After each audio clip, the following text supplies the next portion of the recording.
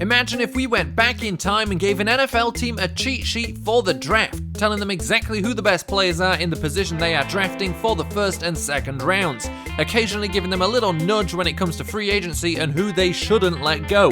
What would those teams look like now if they were able to always play the draft perfectly?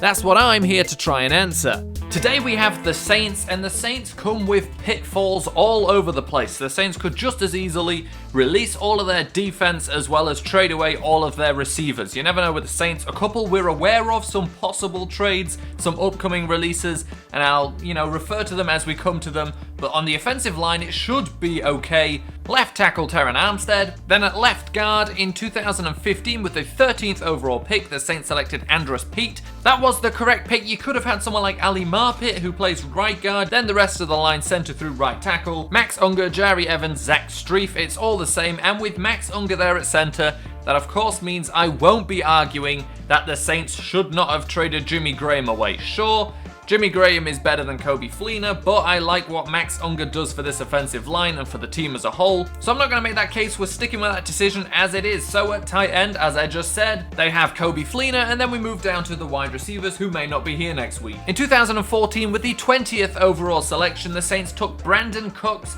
Now there were some other options, Allen Robinson, Jarvis Landry, but Brandon Cooks was the right selection. I'm not going to ever second guess the Saints' ability to draft wide receivers pretty much.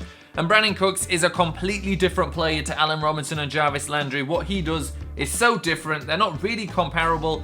Without a doubt, the correct decision now just to see if he's even going to be on the team next season. Then we have last year's pickup, Michael Thomas. And for the third wide receiver, now of course this guy is Willie Snead, but for multiple reasons, one of them mainly being aesthetic, because with him, this entire offense will be all elite. Without him, Willie Snead would be gold. And because I would have loved to see this guy get one more season, it pretty much probably would have been all he needed to break into the 10,000 yard receiving club. Marcus Colston at wide receiver, we're going to say they shouldn't have cut him. Of course, that's pushing it a little bit, but he's here so that everybody is elite. I just like the look of them all red here. Obviously has absolutely no bearing on the actual team whatsoever, but I would have loved to see him get one more season to get those 250 yards or whatever it was to get the 10,000 yards receiving in a career. And then the running back in 2011 with the 28th overall selection, the Saints took Heisman Trophy winner Mark Ingram. And as much as I like him, I'm going to say DeMarco Murray may well have been a better choice. Nothing against Mark Ingram, he does very well for the Saints. They do of course not run the ball as much as other teams anyway.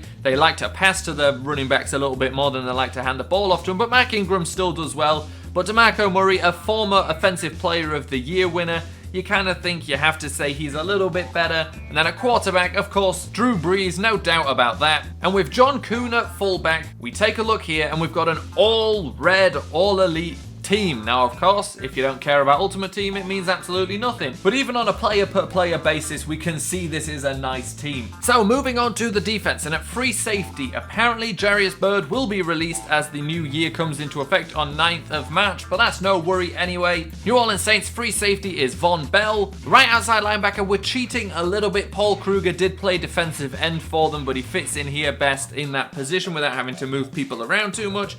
So a little bit of a cheat, but I'm sure, we can teach him to play 4-3. At middle linebacker, Craig Robertson. And then at the left outside linebacker position, I've done this one before. In 2015, with the 31st overall pick, the Saints took Stephon Anthony, and I'm going to argue they could have taken Jordan Hicks. Now, of course, we're playing him at outside linebacker here, and I did this for the Panthers. I said, I'm sure we can teach Jordan Hicks how to play outside linebacker in a 4-3, so that's where I'm stretching this again. And then finally, for the strong safety position in 2013, 15th overall pick, Kenny Vaccaro at strong safety, and I think that was the correct pick. Now, you could have Jonathan Cyprien there, who, of course, was very good last season, has been good for a while, but I think Kenny Vaccaro for the Saints works out well here. I was tempted to say Jonathan Cyprien, but something just wouldn't let me, so that's the team I'm having here. So let's start with the cornerbacks, and our number 1 cornerback, Delvin Breaux, and then for our number 2 cornerback, in 2014 with the 58th pick, the Saints took Stanley Jean-Baptiste, And now pretty much anyone who was on their respective team for more than a year, despite being a second round pick, would have been a better pick. But Bashaud Breeland would have been a pretty good pick anyway. So of course the Saints could have done a little bit better there with the selection rather than the guy they let go quite quickly. And then for the third cornerback, playing in the nickel for us here is Sterling Moore. And our only left is the defensive line. So let's get the defensive tackles out of the way because they are unchanged. I'm going to have Sheldon Rankins here because of course healthy he should be starting for them. And then ahead of him I'll have Nick Fairley. Now Nick Fairley, not a super safe pick there to be there next year.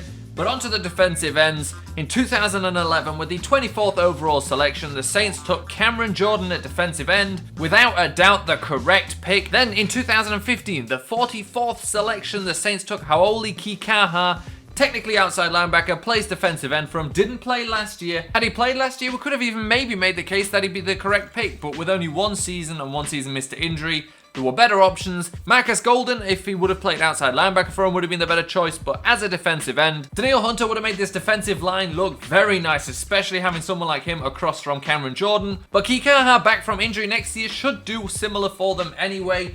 And these are the Saints now. If they made some maybe better decisions, you know, they did get a lot of correct picks there actually. A lot you'd be happy with, even considering who they could have taken instead anyway. But is this defense enough help for Drew Brees to go back and win another Super Bowl? I don't know.